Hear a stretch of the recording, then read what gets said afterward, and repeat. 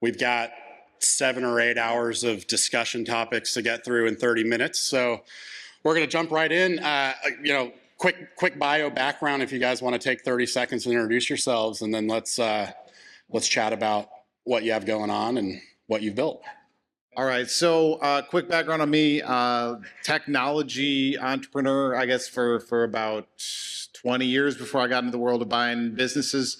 I found an online bookstore called Better World Books in 2002. It's a large used bookseller. It's still going strong on the internet.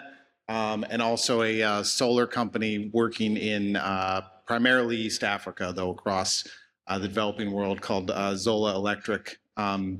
So I bootstrapped my first company, Better World, grew to about 70 million in revenue, and that was really my education in business and running a profitable business. And then Zola raised an enormous amount of money from venture capital, and so I really had the experience on both sides of that world, and found I like being cash flow positive a lot better than cash flow negative, and that's what finds me here today. Yeah, in some ways similar to Xavier, I spent about a decade. Well, I guess I always thought I wanted to be a doctor first, but that mostly came from my immigrant parents telling me I wanted to be a doctor. So then I took an entrepreneurship class in college, and I was like, wow, this is cool. Like, I can start a business, I can hire people. And that's what I ended up doing. I started a little education business, and then that business is still around today. It's a small kind of note-sharing, tutoring business for college students. I can't believe it's still around today. It's been like 12 years. And then I started a clinical trial business for pharmaceutical companies. So we ran phase 2, phase 3 trials. And that was my first run at like a true non-tech cash flow business. I was making money the first month that we started it, and I sold that business. And then went to business school and learned about buying businesses. Like I'd come from the world of tech and starting stuff, and had never once thought about buying a business. And all of a sudden I was surrounded by private equity guys and investment bankers who made their whole career on it. And I called Xavier and I was like, wow, this is really cool. Did you know we could buy businesses? And that's kind of how we got to where we are today. So I wanted to drill into that a little more. I know a lot of searchers here, kind of first-time buyers searching a loan and things like that. What did that path look like to you guys to partnering up before, in advance of your first acquisition? And we'll talk about, first acquisition here in a minute, but let's talk about your decision to partner and, starting a partnered search together, and how, what brought you guys together. Yeah, I guess I can go first on that. So I think for us, even from the beginning, we had an idea of doing a platform, not just buying a business. I think if we were just teaming up to buy, name your service business, a garage door company together or something, it may have been like a little, in some ways a little too small for our joint ambitions together. Whereas building a platform together said, hey, we can actually buy multiple companies, we can start companies, we can raise capital on this joint platform. And that felt like something that gave us, I guess, plenty of room to run together. And at least for myself, I do a lot better building with a partner than building on my own. Kind of left to my own self-destructive devices that can, be sometimes really good and sometimes way down the rabbit hole, or I will take too much risk, or I will be too optimistic, or these other sort of biases that at least I have psychologically. And so having a partner to check some of those impulses is incredibly valuable for me. I mean, for me, it's just an opportunity to work with Xavier, honestly. Like, you heard his background. It's incredible. He's built some really cool companies. And when I met him like 10 years ago, I was like, man, I want to be like this guy when I grow up. I was like a little baby entrepreneur tinkering around with my student startup. Many years later, we developed a friendship. We hung out together. We talk about business. And when the opportunity came up and he was like, hey, do you want to work together? Like, I was like, yeah. So I actually sold my clinical trial business, which was going to make me a lot more money in the short term, to come and like do this thing with Xavier for two reasons. You know, I tell people, one is because like he's awesome, he's amazing. You guys should like chat with him. You'll recognize it immediately. And then two is because for me, this felt like a better long-term, just like vision and goal. You know, like when he came to me with this idea of doing a holding company, it was like, let's pick a business that would be the last business we would ever run, right? Let's not start something that we would want to sell sometime soon. Let's just really think of a format that would give us all the flexibility that we need, but also give us the opportunity to compound and create as much value as possible. And this holding company was really it. So that's how we ended up together. I would be careful going into business or buying a business with someone you've known for like 6 months or even 12 months, because like there's a lot of ups and downs. And I think our relationship and knowledge of each other has really helped us through that, you know? And at the risk of turning this into, you know, therapy session, you know, put you on the spot a little bit, talk a little more about that. Is there, you know, things seem to be going very well for you two as partners. Enduring Ventures obviously is doing great, and we'll talk more about the portfolio here in a minute.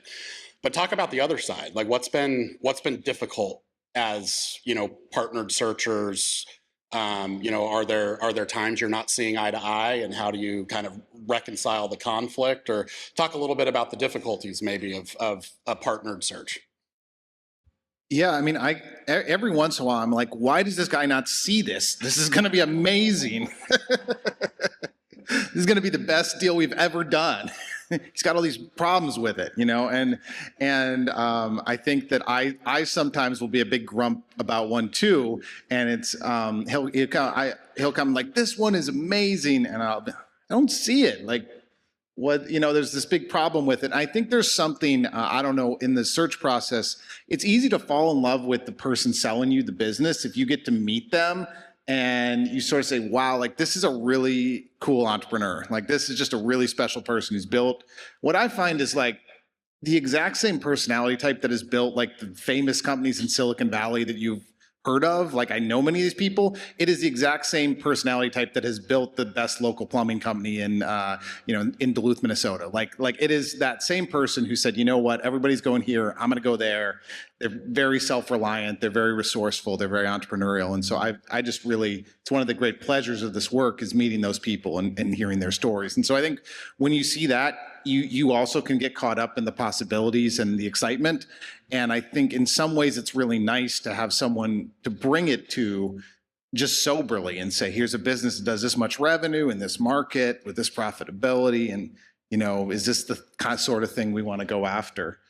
So I think that's probably where we've set things up. We talked to a lot of experts about, you know, how do you set up a 50-50 partnership? Because that's what we did. And you know, the best structure is actually just if you both don't agree, you just don't do it. And it's like really simple, but it's actually as long as both people can keep their own mind and not be kind of pushed or shoved into doing something they're not really excited about. And I think that's like the other thing we have to sanity check is, you know, are we both like thrilled to be like, we can't wait to go ahead and move forward on this business or this investment or whatever we're doing.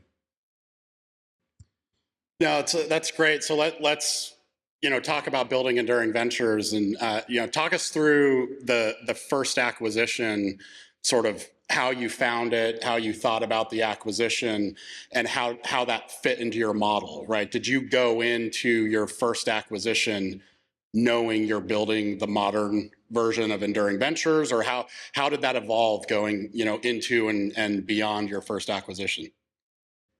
You know, I think about that a lot because the original pitch deck, it's actually been pretty consistent. Like the pitch deck was, we're going to try to build a baby Berkshire. We're going to try to leverage a small amount of equity to buy a few cash flowing businesses. We're going to reinvest that capital, and we're going to kind of see where so it didn't even contemplate beyond the first $2 million raised into the business. It just said like, with this, we can buy about $15 million worth of business, which should be $3 to $4 million of cash flow. And that will be at the baseline that we will essentially start compounding from.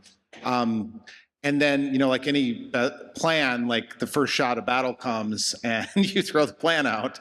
And so for us, the first shot of battle was both COVID hitting and the opportunity to buy a unprofitable technology business rather than a boring cash flowing business that we had been intending to buy.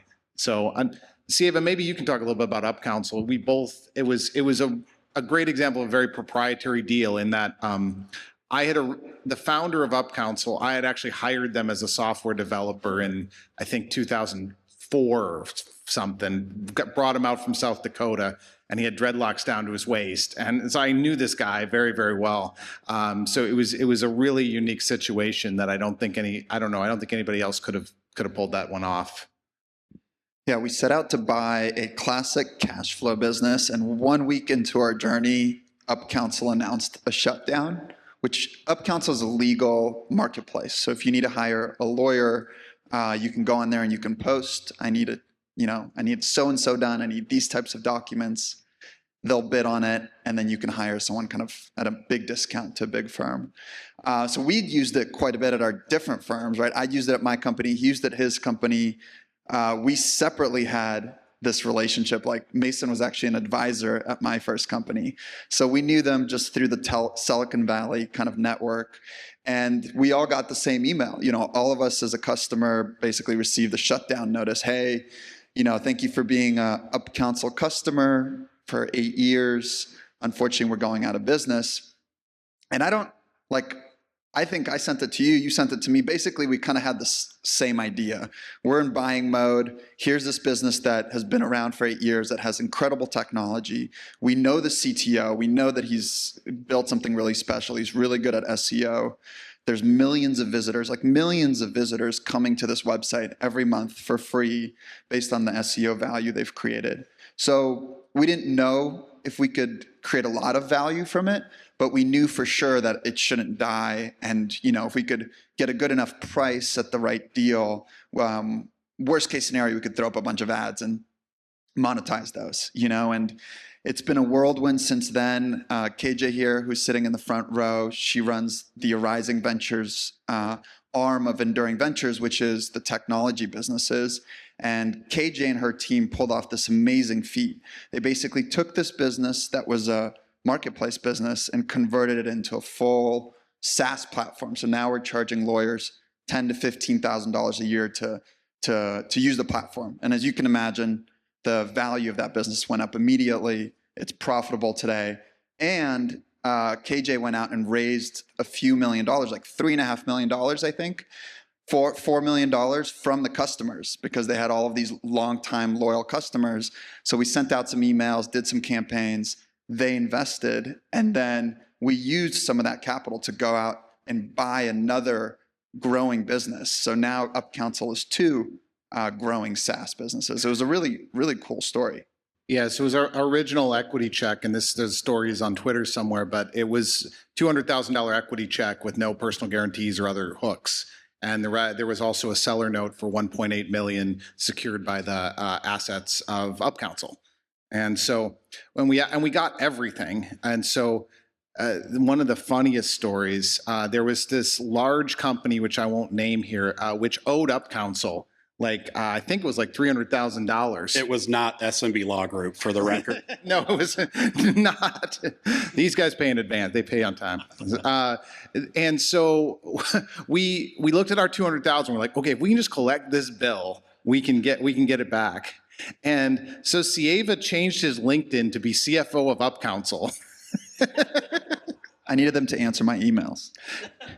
And he started, and he found as many, I hope you don't mind me sharing this, he found as many people working at this large company's email addresses as possible. And then he would email the person who was in charge, who's supposed to pay us, and be like, hey, is your company having trouble or something? Like, why are you not paying our bills? Because it's really weird. And he'd be like, CCing everyone in the company. I think they're local based. And sure enough, we did indeed get a wire. we were able to take our equity back out of the business at that point. And as a strategy, I mean, was that a strategy going in? You identified that before closing the acquisition, or is that one of the pleasant surprises you discover post-closing? No, we knew there were a bunch of receivables that had not been pursued fully aggressively, and so in our like downside thinking, there was so much legal page views that you could put Google AdWords on it and it would generate like some significant amount of money. So that really was the downside, was like, if we can't turn this thing around, we're not going to sink millions of dollars more into it. Like, that's not an option. We are going to get a cash flow positive. And, it wasn't, I mean, we got a negative surprise, which was the combination of COVID and them announcing a shutdown roughly cut the transaction volume in half of the website. So we did have to dig our way out a bit. But I mean, that was really, KJ really is responsible for the 100xing of equity value that happened with that particular company in the portfolio, and then actually converting that increase in equity value into cash in the bank account, and then using that cash to buy another business with, the compounding effect of that is pretty massive. Round of applause for KJ, please. Yeah. And that became a whole practice. So we bought 3 other failed venture-backed startups that had raised in the past over $200 million, and I think we've paid a grand total of about $2 million for all those businesses in equity. Wild. Wow. Yeah. We actually we have a very valuable domain that we own. That was our underwriting on one of the deals. We figured we could sell the domain for as much as the company. Wild. Absolutely wild. So this is your first acquisition. Had you raised money before inking the UpCounsel deal, or was that $200K of personal capital with the seller note and your first fundraising came later? The reason I'm asking is I'm curious, as they're thinking about working with investors, they're building relationships with investors. They've got a thesis, right? The enduringly profitable, HVAC company or whatever, and an amazing opportunity falls into the lap that's just completely off mission. How do you approach that with these investors you've been building relationships with, and get them to think about, yeah, distressed tech play, and sure, we'll do that too? So we had started collecting some investor checks, really from, I would say, the people who sort of believed in us the most, and we gave them the pitch, and a few people were like, yeah, call me when you have a deal, and some were just like, yeah, whatever you guys are doing, this looks good, and I'd like my money to be in now, please. And so some had put in capital, and I think we had said we'd authorize up to 2 million in shares. I want to say we had like 600,000 or something in the bank when we closed on that. Some of that was our money too, but like most of it was investor money. I would say it's like probably 10 times easier to raise for a specific deal than it is to raise just for a platform-driven thesis. So like, if we had to circle up the wagons and raise the money to close it, like, I don't think it would have been hard to do.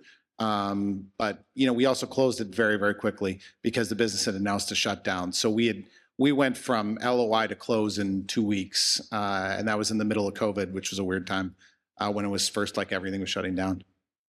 Yeah, I agree. It's much easier to raise money if you have a deal. Just tactically, for those of you that haven't bought a business yet and are thinking of fundraising, I would go around and socialize with as many people, including people here, and just say, this is my plan, this is what I'm doing, with as much certainty as you can. And then when you find that deal, you can bring that deal to them. And even if it's a little bit off topic, these people already know you. They've kind of developed an impression of you. They're thinking to themselves, oh, wow, like, they said they were going to do this thing. They have now found a business, even if it's not exactly what you told them. I think, like, I trust them enough to buy into this. And that's usually how these deals happen. We had a unique advantage because we'd been building companies for 10 to 20 years. So we had friends that had seen us do it and just kind of frankly trusted us. So I think we were in a lucky position. But I wouldn't recommend the blind pool capital raise to most people. It's much, much harder. Yeah, no, that's a great point. So, all right, first deal, a little bit outside of the original thesis, distressed tech, et cetera. How does that develop then into kind of continuing what the original thesis was, finding cash flowing businesses? Was that acquisition number 2, or walk us through how it came out of UpCounsel and into the future growth of the holdco? Yeah, sure. Happy to. Did we have the first businesses under LOI when UpCounsel came around? Because it was like kind of close. It was close. Yeah. So we set out to buy a boring cash flow business, and we learned about the broadband space, the fixed wireless broadband space. Who knows about that industry, by the way? Okay, great. Because I had no idea. I grew up in San Francisco. To get internet there, we get cable or fiber or something like that. It turns out that like most semi-rural, suburban, and definitely rural communities, they don't, and I never thought about this, they don't get cable, they don't get fiber usually because it just costs too much money to run a wire, between houses kind of across different farms, as you can imagine. So a technology popped up maybe 20 years ago that allows you to beam internet to people's homes and businesses. So you connect it on a tower and you can just kind of beam internet to people's homes. And forever it was a hobbyist business, right? It was just people setting themselves up. But sometime in the last kind of 5 to 10 years, it really professionalized. The technology got really good and it got competitive with cable and fiber speeds. And that's kind of when we found out about this business. We saw a business in Nevada that was for sale, and I was just like, I had always assumed internet was a monopoly, right? Like the only way you could provide internet was if you were a big Comcast or AT&T type company.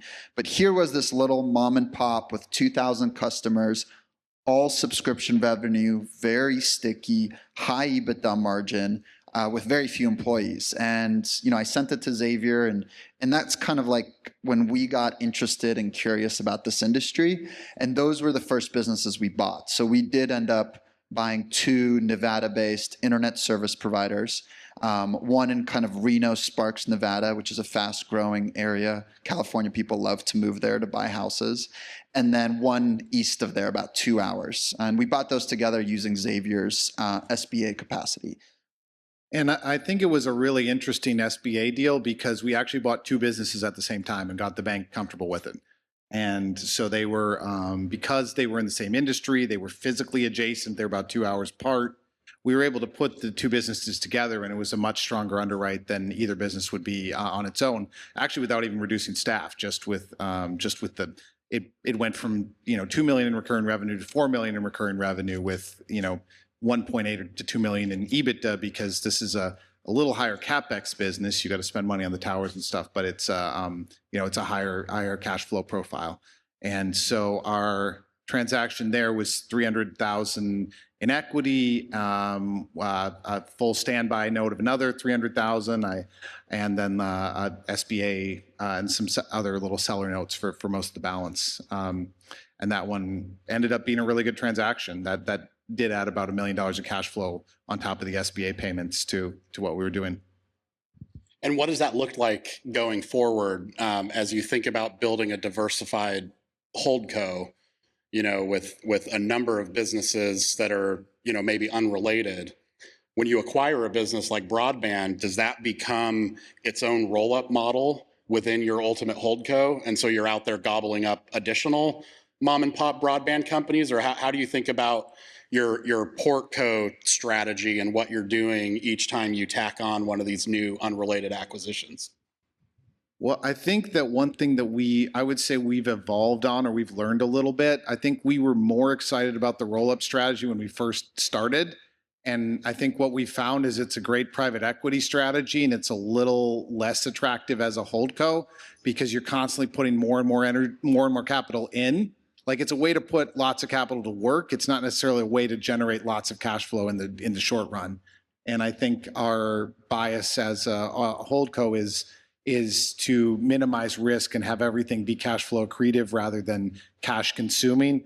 That being said, something like broadband is nice because you can, when you do have cash flow, you can put it there, you can get a reliable return, the business works well. So like, those who know Boston, Omaha, like one of their main businesses is broadband, and they really like it because they can just really predictably invest more capital. They are more of a capital deployment model. They're really good at raising public equity and then deploy, and they want really predictable businesses. So I think whereas, 2 or 3 years ago, we were looking more, hey, what sectors can we do a roll up in? I think we're looking more now and saying what businesses stand on their own, and even what can we get really good at running more profitably than the market standard?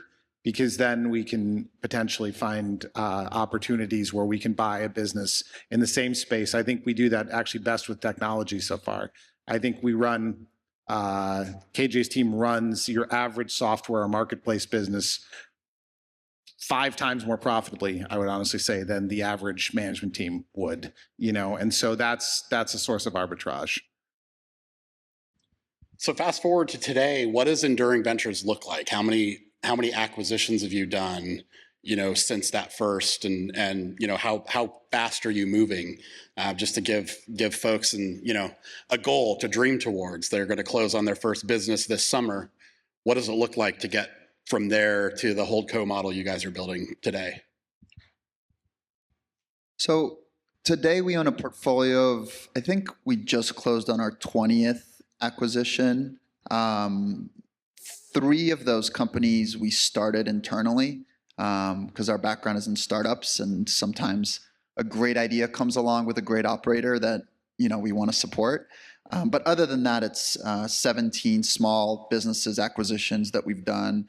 The portfolio of the group of companies, of which we don't own everything everywhere, but the group did about $100 million of revenue last year.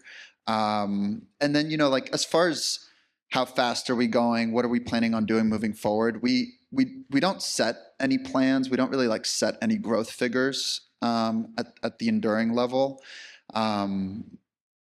We're kind of just swimming around waiting for the right opportunity, the great business to come in. And then if there is one, we'll pursue it. If there's 2 of them, we'll pursue them as well. But I think we're also perfectly happy to not do a deal for 6 to 12 months if it's not the right opportunity for us. Yeah, I think, we raised a lot of the focus last year actually was just strengthening our balance sheet too. I think we had created some visibility, we'd created some traction. And one of the cool things about a holding company model is when someone invests, they are not only investing in your future stuff, they're investing in everything you've already done to this point. And it's a really cool, really aligned model, and something I believe in. I think a lot of people in the business mind world, they get advice that essentially says you should be like a baby private equity firm, and you should set yourself economics up roughly as a private equity firm would get their economics. And I think that makes sense if your goal is to sell in 3 to 5 years. I think that is the optimal model if your goal is to sell in 3 to 5 years. If your goal is not to do that necessarily, or definitely not to do that, then you actually start to be in some ways at opposition with your investors. The longer you are holding the business, the more fees you're collecting from them. There's some time horizon differences. And so our model from the beginning has been one C corp that people buy shares in. Everybody owns the same class of stock. So investors own the same kind of stock that Eva and I own. There are no fees, there is no carry. And so the model is extremely aligned. And I think that, so we added over 120 new investors last year directly, and another 500 through angel list syndicates.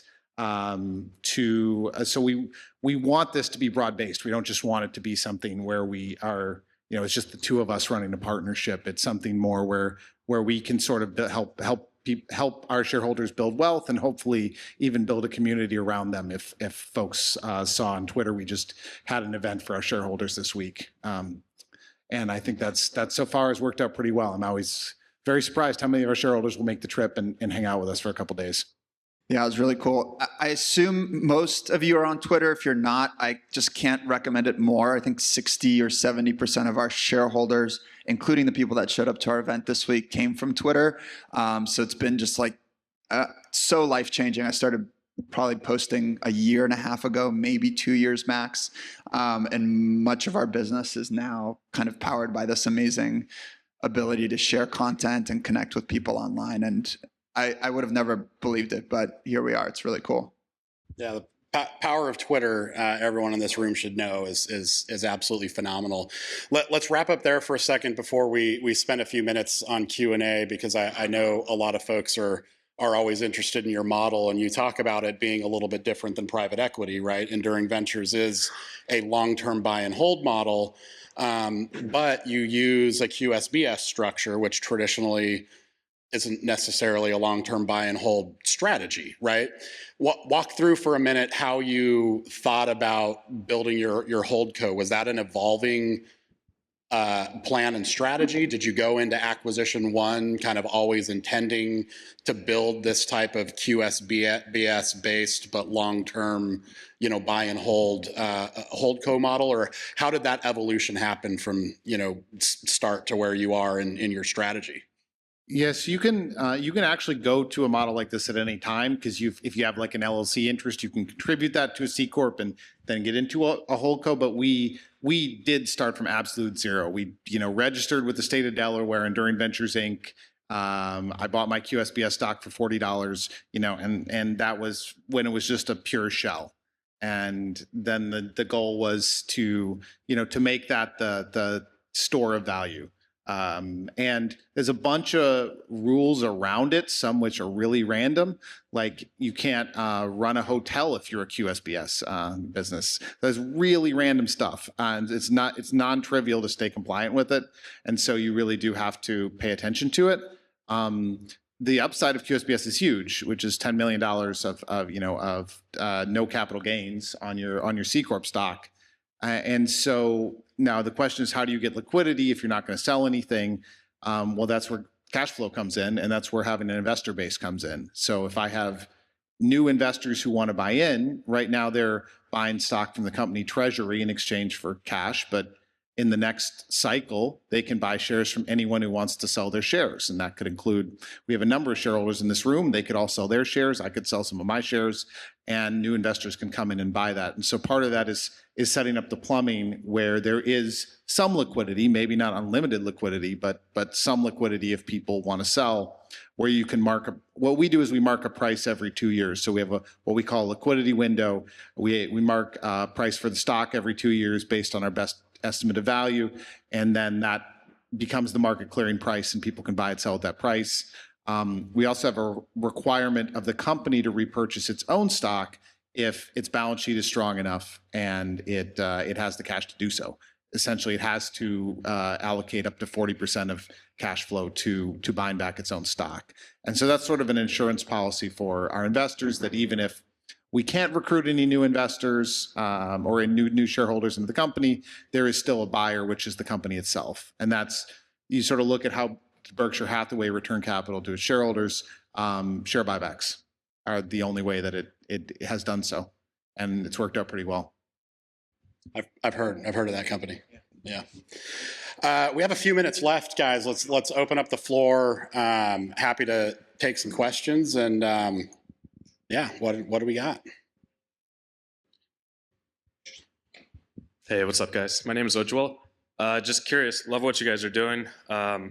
Curious, with the 20 companies that you guys have right now, what's your thought process behind aggregating within those, or continuing to expand and buying more and more unique companies?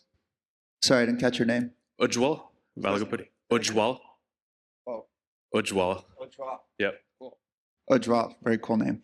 I'll comment on that. So when we started the company, we thought we were going to have like centralized services and support, right? It felt obvious. Hey, we've built companies, we've done marketing, we've done sales funnels, and a local plumbing company might not have the same level of experience and may need some recruiting support. So that was kind of loosely our thinking when we went into it.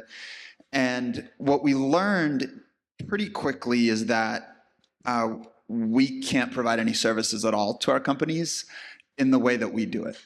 I've seen other companies do it. I've seen other holding companies centralize services and support. But for us, we're a disparate group of companies run by incredible CEOs and leaders. And everything lives and dies by the hand of those CEOs. And the most we can do is be good thought partners, sounding boards, board members, supportive as much as we can. But it is actually counterproductive for us to insert a recruiter into their business or a marketer because there's agency risk, right? The minute we start contributing our services to these businesses, the question comes up like, who's really running it, right? Is it us or is it them? And I think we tried it for like a few months and it immediately became apparent to us that that wasn't going to work. So we'll recommend some services, we'll recommend some ideas.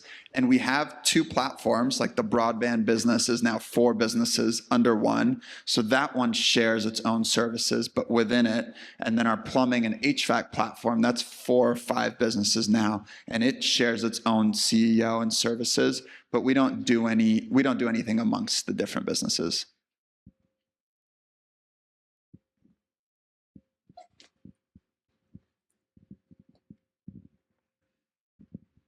Hi, Jim, Cornwall and Hudson, New York. Following on your last question, who runs your companies? Talking about CEOs, obviously that was a big discussion with the Chenmark group earlier, and they're training people. Do you want to buy companies where the CEO stays on and runs it, or are they looking to make an exit and you are hiring to bring a CEO in, or yes to both?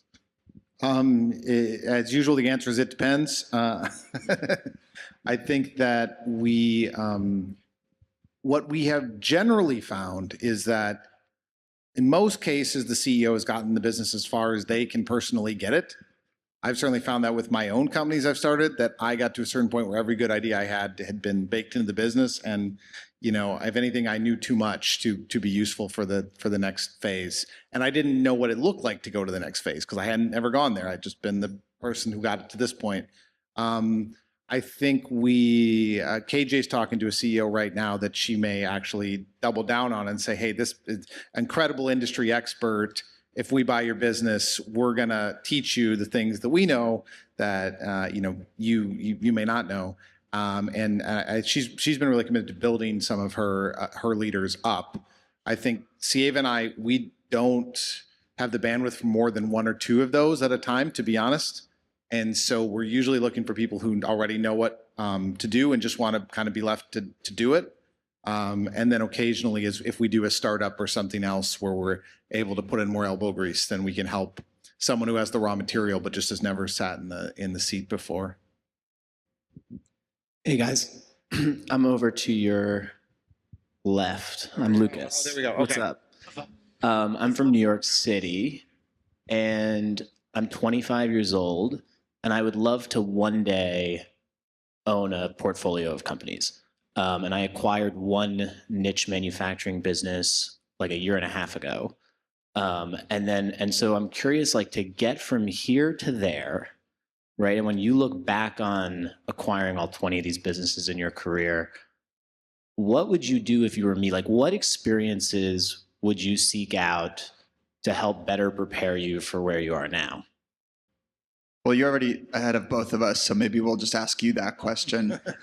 I was 28 and Xavier's a little bit older at the time. So, I mean, genuinely, like, we talk about how much research and thinking and planning we did before we got into it. And the minute we bought a business, we realized that we had known nothing at all. And it was like 3 days after the acquisition, we had like aged 20 years basically. So I think you're probably feeling that the same thing since you've already bought a business. That's amazing. We just had our event. We had a 24-year-old there. He started a business. He just bought his competitor. And like, these things just start happening, right? Like, you're in the game, you're meeting other businesses, you have suppliers. Just keep your ear out, talk to them. I find that the best like entrepreneurs that do what we do, they're just so curious. They're asking everyone around them, like, what's the best business Like, who'd you talk to today? Like, what's the status of their business? Like, are they thinking of retiring? And then your supplier will be like, well, like, this guy is like, he's having trouble with his business, but it's a really good business, but like, he wants to move to Florida, and then like your light bulb pops up and you're like, well, make an introduction. Maybe there's a deal to be done. So my only feedback to you, since you're already in the game, is just stay curious, have as many conversations as possible. Like, because you're in it, you're going to get way better deals than like anybody here that would come out from the outside. You just have that information arbitrage already.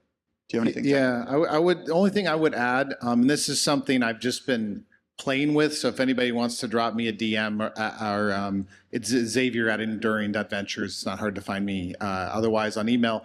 I think we've done a lot of what I would call architectural, legal and financial architectural work on how do you do a holding company. There's a really easy template for how do you do an independent search or a private equity fund, and you pull the docs off the shelf. There really isn't for a holding company. At least we were not able to find it.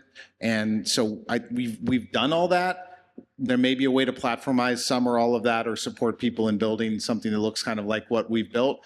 So if that piques anybody's interest, send me a note, and will just be some market feedback on that. I think part of it is like, there's a fundamentally different mindset of, to me, you can only run one business at a time. Like, I've already broken this in our whole, I've been fractional CEO of a few of our companies for some period of time, and generally did a terrible job because I was like not the full-time dedicated CEO. Everybody knew I was only there for a temporary period of time. So, they didn't even listen to me that much, and I think that, I wasn't an industry expert in these areas, and usually you need to be to really do well as a leader of most businesses. So I sort of think of it as a progression where your first step is to decide that you're gonna do a holding, you're gonna do more than one business, because there's nothing wrong with just owning one business and having it be great, and so that's your life right there. Like, that's nothing wrong with that. But if you have an ambition that's greater than that, then you should think about, it's a different practice to hire a CEO and support them than it is to be one. It's a different thing to be a really good board director to a CEO, and to build a board of other great operators who are neither the CEO nor the owner. You can do that. So actually building a board and then getting yourself out from being the primary board member to maybe not even being on the board, that's one of my aspirations for some of our companies, especially the ones where I don't add any specialized knowledge or skills. Like, there's a better director for that company than me, and I shouldn't be taking up that valuable space. That's a perfect tee up. So I'm Joe, also from San Francisco. Thanks, guys, for being here and sharing your story. Teeing off of what you just said, so how are you guys developing yourselves in this phase as board members, as business buyers? Like, you're in a different spot now. Tell us a little bit about, like, what does your team look like? What does the day look like? I think you seem like guys who really pursue excellence. So how are you pursuing excellence in this phase? I wake up at 4:45 a.m. I journal, brief cold plunge.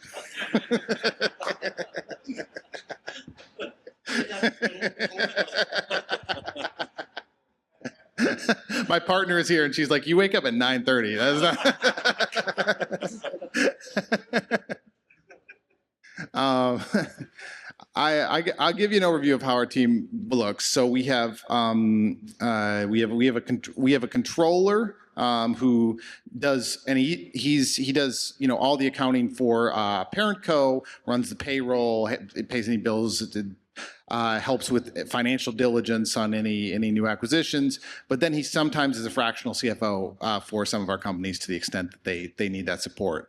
And he really loves that fluidity, jumping in and out of different businesses and supporting them in that way. We have Andy Dalton, who's our a kind of operations and legal guy. He went to law school, so he has a legal background, and he handles everything from the transaction documents. He will often work with external counsel, but he's the glue that glues it all together, all financial diligence, that sort of thing. And then we have an analyst, Nasser, who is the guy who builds a financial model, fills out the painful form with the broker, gets the SIM, pitches us, hey, this business is cool, I think this will work.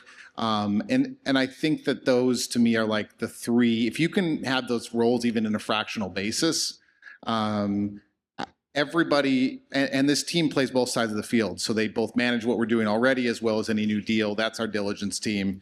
They're very hands-on, very tactical. They do all the work themselves. They're not trying to offload it to anyone. And I think what we try to do is free up as much space, empty open space for Eva and I. And frankly, Eva does a great job of freeing me up even more to go down rabbit holes, to pursue kind of new things, and to get smart about businesses or industries that we may not be smart about already. And then eventually find something we're excited about enough that we dive in and add it added to the group. Or there's a fair amount of work to be done. There's always things that we jump into as well, just on a day-to-day basis. We have a company we bought out of bankruptcy that we just raised a seed round for. That's actually on a more traditional venture path, because that's the right path for that business. And so, I was active in that seed round raise. And so it's really a great diversity of activities, but try to keep as much open space as possible. I think we have time for one more. Is that? Yep. Okay, great. I'm Clint from Republic of Texas, and my question is, we have heard some dramatically different viewpoints this morning on debt and leverage, and just kind of wanted to hear Enduring Ventures' viewpoint on how you approach debt and leverage in your acquisitions, and do you have kind of a standardized way, or is it case by case? Just wanted to hear your thoughts on that. We approach debt like one approaches a tiger in a cage, carefully and with a lot of fear. And the tiger has a laser on its forehead. I think that the one thing I would say is, like, I think debt is actually a great way to get in the game and punch above your weight. The fact that you can do an SBA loan and own a business cash flowing 7 figures without having 7 figures already to spend on it, or near 8 figures, is incredibly remarkable. And it's a risk I would encourage someone to take once and then deleverage as fast as humanly possible. And we use some leverage in our early acquisitions, but I would not, as good as the SBA deal I shared 3 years ago was, I would not prefer to do that again. Sign my name on that personal guarantee for that amount of money. And so I think it's a tool like any tools. I would say it creates a lot of pressure on a company to have large regular debt payments, and it can really constrain management decisions, and it can actually stress everybody out. It's probably still a good practice to have really strong profit expectations, even if you don't have a debt payment to make, but it sure helps everybody sleep a lot better at night when things are deleveraged. So I would say the majority of our businesses at this point are either owned outright or only with a seller note that's non-recourse.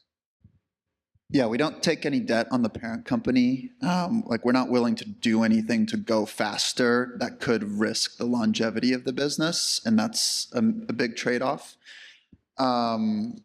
Like Xavier said, I think it's a good, if you're using SBA, it's a great one-time Hail Mary pass, right?